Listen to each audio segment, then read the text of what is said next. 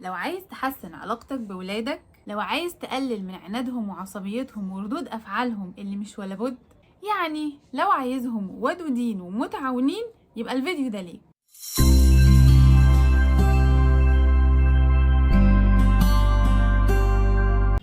أهلا عاملين ايه؟ يا رب تكونوا بخير. الفيديو اللي فات من كتاب حاول أن تروضني كان عن أسباب عناد الأطفال ومظاهر العناد ده، واتكلمنا وقلنا ان الطفل العنيد مش بيبقى شايف نفسه ان هو سبب المشكلة اطلاقا، ولكن حد تاني هو السبب، اللي هو انا زي الفل ومفيش مني اتنين، وكل اللي حواليا هم اللي وحشين الا انا. الكاتب في الكتاب بيوصف الاطفال العنيدة وبيقول ان هم مش بيهتموا قوي الناس شايفاهم ازاي او بيشوفوا تصرفاتهم ازاي، ولكن اللي يهمهم اكتر انهم يعملوا وياخدوا اللي هم عاوزينه. لدرجة ان في اوروبا طبعا والدول المتقدمة لما يكون في طفل سلوكه مش ولا بد بياخدوه لخبراء السلوك والناس اللي هي بتبقى بتنمي المهارات، فيجي الخبير ده يسأله يقول له حابب تستفيد ايه يا حبيبي من الجلسات دي؟ فيرد عليه باستغراب جدا ويقول له ولا حاجة. طب انت يا ابني عارف انت هنا ليه اصلا؟ يقول له لا مش عارف، وباستنكار كده يبص لكل حواليه اللي هو ايه الناس المجانين دول وجايبيني هنا اعمل ايه. على الناحية التانية بقى واقف الأب والأم شايفين كمية اللامبالاة اللي عند ابنهم والبراءة، اللي هو ايه الحكمة اللي نزلت عليك دي؟ فيبدأوا يقولوا لا بقى ده بيعمل وبيعمل وبيعمل، ويبدأوا يسردوا المواقف والأحداث اللي هو بيعملها وبتخلي البيت في حالة ثورة دائمة. فتلاقي الطفل تفتكره هيأس، لا يقولك دي كانت مرة واحدة، أصل أنا ما كانش قصدي، أصل كان غصب عني، أصل أنا ما كنتش واخد بالي. ومن هنا يجي بقى سؤال مهم، ليه احنا كآباء وأمهات ما نخليش الأطفال دي تحس على دمها وتعرف إن هي سبب المشكلة؟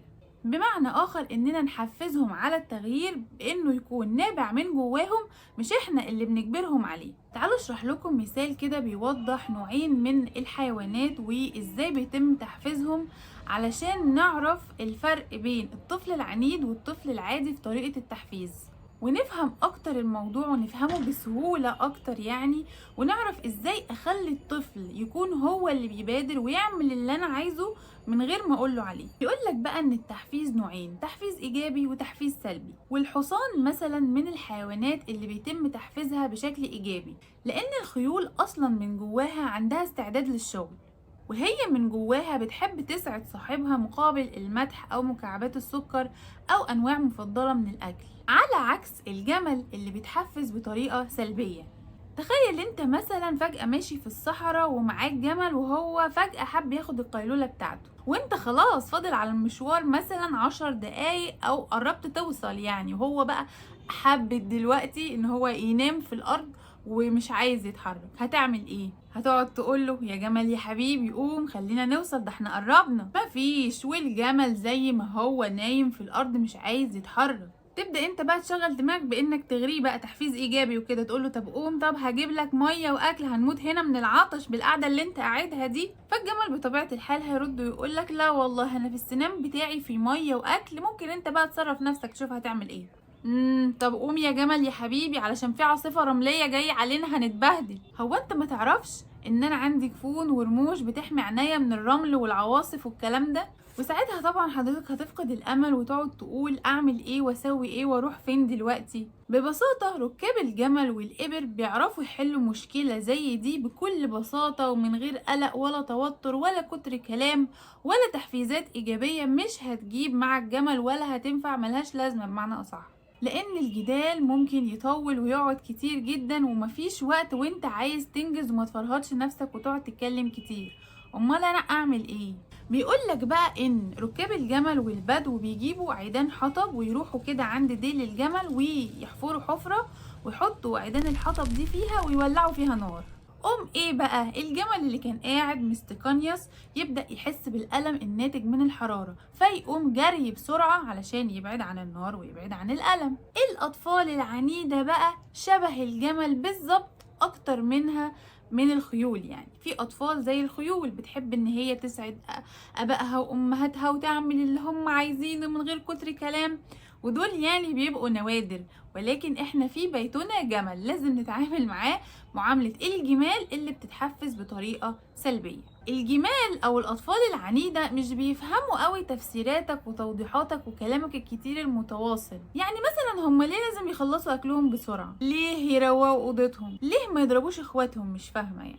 وعلشان كده الكاتب بيقولك بقى بدل التفسير والشرح والإقناع والمحفزات الإيجابية والمكافآت، أنا ممكن أولع نار تحت ابني، وده طبعا مجازا، مش هنروح نولع في العيال. المقصود إني أخليه هو اللي يحس بالألم وهو اللي يتحرك، هو اللي يكون عنده الدافع لإنجاز المهمات دي. يعني مثلا لما ابني يشوفني قاعد متوتر ومتعصب ومتشنج وعلى اخري علشان خاطر انا متغاظ منه ومن بروده ومن عناده، هو هيتعصب ليه؟ ما انا خلاص انا قمت بالواجب، انا اللي قاعد في النار وانا اللي بتكوي بنارها يعني. علشان هو بطبيعة الحال هادي ومسالم ومستمتع بالحياة ومش شايف في اي مشكلة اصلا، وانت اصلا مكبر الموضوع. علشان كده مطلوب مننا اننا نهدى شوية ونحطه هو قدام المشكلة ونخليه هو يواجهها لوحده ويشوف هيتصرف فيها ازاي، ولكن ده طبعا بعد ما علمه يتصرف في كل موقف ازاي. وصدقوني لما نعكس الادوار دي هنحس بعد فترة وهنلاحظ تغير كبير جدا في سلوكيات اطفالنا. علشان احنا كل مرة هنعمل فيها كده، كل مرة هنبقى هادين وهنسيبهم هما اللي يواجهوا العواقب ويواجهوا الألم، هيعرفوا هيتعلموا مع الوقت ان مفيش بابا وماما اللي هيتصرفوا، مش هيكونوا موجودين زي المنبه الخارجي اللي دايما بيقول لهم وبيوجههم كل ما ييجوا يتصرفوا او يعملوا حاجة غلط. بالعكس، كل ما هعمل كده واتبع السلوك ده او النمط ده في التربية او الهدوء مع الطفل العنيد، هخلي المنبه ده داخلي نابع من جواه، هو اللي بيحرضه وبيحركه على ان هو يعمل الحاجات من غير ما انا اقعد اقول وانبح في صوتي واضايق نفسي. وفي الفيديوهات الجاية ان شاء الله هيكون في امثلة اكتر توضح نعمل ايه في كل موقف وفي كل حالة. ولكن دلوقتي احنا عرفنا ايه هي الطريقة العامة اللي بنتعامل بيها مع الجمل اللي في البيت، وبعد ما عرفنا الطريقة العامة دي محتاجين نعرف ان الطفل ده او الطفل العنيد مش هيستسلم بسهولة، لان الاطفال اكتر ناس بتشغل دماغها علشان تعمل اللي هي عايزاه وتهرب من المسؤولية اللي عليها. فالكاتب جمع لنا في الكتاب أشهر 8 حيل بيستخدمها الأطفال العنيدة علشان يهربوا من تغيير سلوكياتهم ويفضلوا متمادين في أفعالهم السيئة.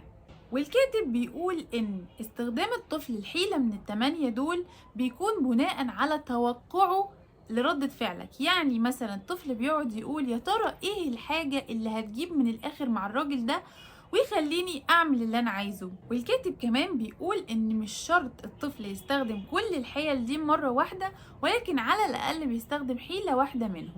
الحيلة الاولى حيلة الذنب، بان الطفل يحسس باباه او مامته بالذنب او انه يرمي عليهم الاخطاء واللوم دايما، زي مثلا انه يقول له اصل انت ما كنتش موجود وانت على طول مثلا سايبني قاعد لوحدي وهكذا. انتوا عارفين انا اعرف طفل كبير شوية دايما يقول لبابا ايه ما انت عارف ان انا بنسى وبتلخبط زيك يا بابا، ما انت كمان بتنسى وبتتلخبط وعارف ان دي حاجة غصب عن الواحد، ويفضل يأنف في الراجل فالراجل ما يتكلمش بقى، يقول ايه دي حاجة يعني هو ورثها مني فاسكت بقى. هو ده يعني حيلة الاحساس بالذنب اللي ممكن يستخدمها بعض الاطفال.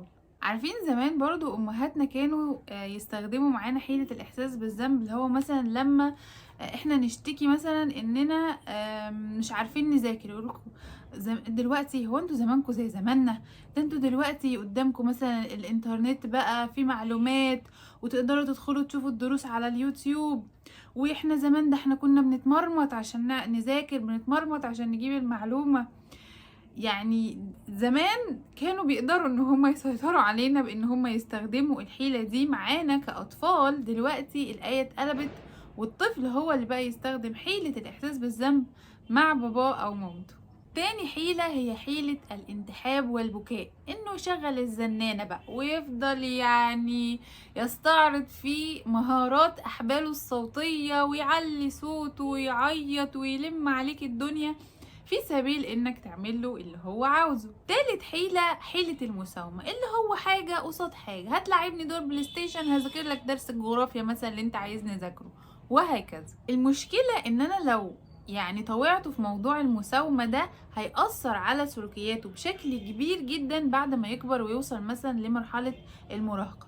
4، حيلة التعسف، ودي اللي ممكن الطفل العنيد يستخدم فيها الضرب أو الشتيمة علشان يعرف مين المسيطر، أنا ولا بابا وماما. 5، حيلة استحالة التنفيذ، بمعنى إن الأب والأم ممكن يقرروا عقوبة على ولادهم أو يقولوا لهم مثلا انتوا لو ما عملتوش كذا هنعمل كذا، تهديد.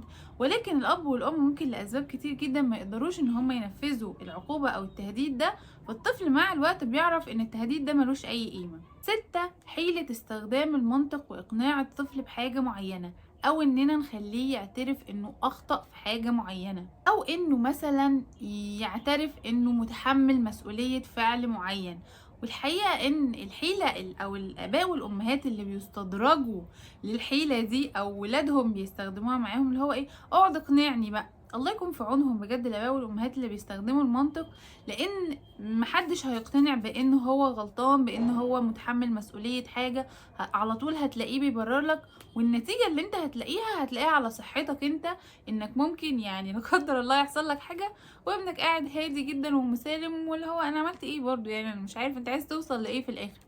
فبلاش اننا نتجرجر لحيلة الاقناع والمنطق والحاجات دي. 7، حيلة الاستعطاف، ودي شبه اللي قبلها شوية، لانه برضو الطفل بيجرجر باباه ومامته انه هو تعبان يا عيني نفسيا ومتحطم، وانتوا مش حاسين بيا، وانتوا مش سامعيني، ومتاهات الممثل العاطفي اللي مش هتوصل برضو لأي نتيجة غير ان الطفل بيستفاد من استنزاف طاقة الأب والأم في الجدال، وانه يعني الاستصعاب ده، فاهميني؟ اكيد فاهميني. 8، حيلة الإرهابي، اللي هو الطفل المقطع بطاقته بقى وداخل الخناقة وهو بيقول يعني لو ما عملتوش اللي أنا عاوزه والله العظيم لموت لكم نفسي. ففي آباء وأمهات طيبين جدا وغلابة يعني بيجي معاهم الحيلة دي، وممكن يخافوا على ولادهم فيضطروا إن هم يعملوا له اللي هو عاوزه. كل الحيل اللي اتكلمنا عنها دي او ال8 حيل دول لازم نكون على دراية واسعة جدا بيهم وشاملة، علشان نحاول اننا نتجنب الحيل دي لما يستخدمها اطفالنا تجاهنا، علشان الطفل ما يمسكش عصا السيطرة ويحس ان هو اللي بيقود المواقف مش احنا. طيب دلوقتي احنا عرفنا الطريقة العامة للفرق بين التحفيز الايجابي والتحفيز السلبي، وان الاطفال العنيدة بتكون محتاجة اكتر تحفيز سلبي منه ايجابي. وكمان عرفنا ايه هي الحيل اللي ممكن الاطفال يستخدموها علشان يعني يراوغوا كده شوية وما يعملوش اللي احنا عايزينه. في كمان حاجات لازم نعرفها عن بعض الأساليب الخاطئة في التربية، بتسمى أساليب التربية الناقصة، اللي مش بتوصل للهدف اللي احنا بنبقى أو بنرجوه من التربية السليمة. الأساليب دي بتبقى بناء على أفكار ومعتقدات عند بعض الآباء والأمهات، هنتكلم عنهم برضو علشان نعرف ايه هي الاساطير او الحاجات اللي احنا ممكن نكون متوقعينها من التربية وهي تكون حاجات خاطئة تماما. يعني احنا بنبقى عايزين حاجة ولكن هي بتوصلنا لحاجات تانية. اول اسطورة او خرافة من خرافات التربية هي تعاملنا مع الجيل الجديد. تلاقي حد من الاباء والامهات يقولك انا جربت كل حاجة مفيش اي حاجة نافعة، خلاص مفيش فايدة، ويبدأ انه يستسلم للامر الواقع، ولكن ده غلط علشان مفيش حاجة اسمها كده. وده لان تغيير السلوك عند الاطفال صعب، وعند الكبار عامة تغيير سلوك الفرد انه حاجة انا كنت متعود عليها دي وعايزة اغيرها، دي حاجة صعبة جدا. الموضوع ده محتاج تدريب اولا، ومحتاج اختيار اسلوب مثالي لتقييم او تقويم السلوك اللي عند طفلي اللي هو مش عاجبني وانا عايزة اخليه يتصرف بشكل تاني. تاني خرافة او معتقد خاطئ ان كل حاجة غلط الطفل بيعملها بيكون عقابها هو الضرب. والحقيقة بقى والحاجة اللي لازم كل الآباء والأمهات يعرفوها إن العنف البدني ضد أو مع الطفل العنيد مع الأسف بيجي بنتائج عكسية. يعني أنا كل ما هضربه أكتر كل ما هو هيعاند معايا أكتر، وانت بنفسك لو بتتبع الطريقة دي أو الأسلوب ده هتعرف مع الوقت إن اللي كان بيجيب نتيجة زمان مع ابني، يعني مثلا ابني زمان كان بيخاف لما اضربه فكان ما بيعملش الحاجة الغلط دي، مرة هيخاف، مرة اللي بعدها مش هيخاف، المرة اللي بعدها ممكن يتطاول. كل ما الطفل يكبر موضوع الضرب ده ما بيمشيش معاه قوي. تالت خرافة، الخرافة اللي بتقول اصلا انا ابني مش بيعرف يتصرف. لا، الحقيقة ان الطفل بيعرف يتصرف، ولكن انا معلمتوش او معدلتش سلوكياته اللي هو بيتصرف بيها دي للسلوكيات الصح والسليمة. الطفل بيتولد ابيض زي الانسان كده البدائي، وبيبدأ ان هو يتعلم ويفهم كل حاجة ويعرف اساسيات حياته هيتعامل معاها ازاي. دوري بقى انا كأب وكأم ان انا اعلمه مرة مثلا بالملاحظة، انه يشوفني انا بقى بتصرف في الموقف ده ازاي، مرة بالتجربة والخطأ انه يعمل حاجة غلط فيعرف ايه الصح فيتعلم. اي اسلوب انا هتبعه، المهم ان اعلم طفلي واقوم من سلوكياته قبل ما اقول ان هو ما بيعرفش يتصرف. رابع خرافة من خرافات التربية بتقول ان الطفل لازم يكون عارف كويس جدا عواقب سلوكياته او بيبقى فاهمها مسبقا، وده غلط. يعني احنا مثلا قاعدين بناكل وابنك قاعد بيلعب وانت عمال تنادي عليه مرة واتنين وتلاتة ومش راضي يجي، انت من حقك انك تعاقبه في ساعتها من غير ما تقوله ان انا لما انده عليك وانت ما تردش عليا انا هعمل كذا. لا، انت ممكن تقوله علشان انا ندهت عليك مرة واتنين وتلاتة وانت مش عايز تيجي، انا كمان مش هعمل لك الاكلة الفلانية اللي انت بتحبها. ومش مطلوب منك انك تقعد تفهمه وتشرح له وتفسر له. هو لما هيتحرم من حاجة معينة هو بيحبها، هو من نفسه هيترجم وهيفهم ان دي كانت من عواقب افعاله وتصرفاته. ولان زي ما بيقول جبران ان الألم افعل في النفس من اللذة، يعني كل ما هيتألم هيتعلم. لكن انا لو قعدت زي المنبه كده كل شوية يا حبيبي يلا يا حبيبي ذاكر يا حبيبي كل، هو هيقولك اه ماشي حاضر بعدين كمان شوية وهلم جر، مش هنخلص. خامس خرافة من خرافات التربية، ودي بتخص اكتر الاباء والامهات المهتمين قوي بالتربية الايجابية ومهتمين ان هم يطبقوها بحذافيرها، وانا شايفة ان هم مع الاسف فاهمين التربية الايجابية غلط. لان هم بيقولوا ان من حق الطفل انه يفرج عن نفسه او يعبر عن غضبه بالصريخ والزعيق والصوت العالي. من حق الطفل ان هو يعبر عن غضبه ويزعل، ولكن الطريقة هي اللي بتختلف. مش لازم اسيبه انه يكسر ويبهدل الدنيا ويصرخ واقول دي تربية حديثة، لان في اساليب معينة اقدر ان انا اساعد بيها طفلي انه يعبر بيها عن غضبه وزعله. ده هنتعلم عنها اكتر في الحلقات القادمة.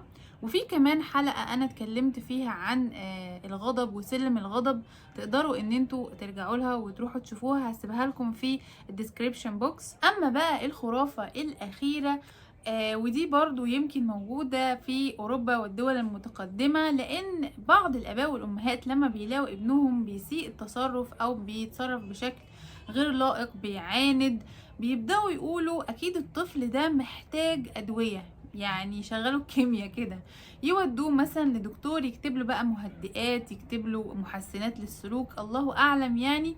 بس الكاتب بيقول ان مش دايما برضو الادوية بتجيب نتيجة، ولكن الطفل ده ممكن يتم تغيير سلوكه بتحفيزه بالشكل المناسب، ودي الحاجات اللي هنتكلم عنها ان شاء الله في الحلقات القادمة. وبس كده، دي كانت حلقة النهاردة من كتاب حاول أن تروضني. أتمنى المعلومات اللي اتقالت في الفيديو ده تكون سهلة وميسرة وبسيطة وتساعدكم شوية وتفتح قدامكم حلول لحاجات كتير قوي في التربية بتلخبطنا وبتزعجنا وما بنبقاش عارفين نتصرف فيها بشكل مناسب. عايزاكم تكتبولي اي سؤال في التعليقات خطر على بالكم من يعني لما كنتوا بتسمعوا الحلقة او حابين تستفسروا عن اي شيء، وانا ان شاء الله هرد على تعليقاتكم. واخيرا وليس اخرا، ما تنسوش دعائنا لاهلنا في فلسطين والسودان وفي كل مكان. واشوفكم على خير في فيديو جديد من تلبيب الكتب مع ايمان سعيد، والسلام عليكم.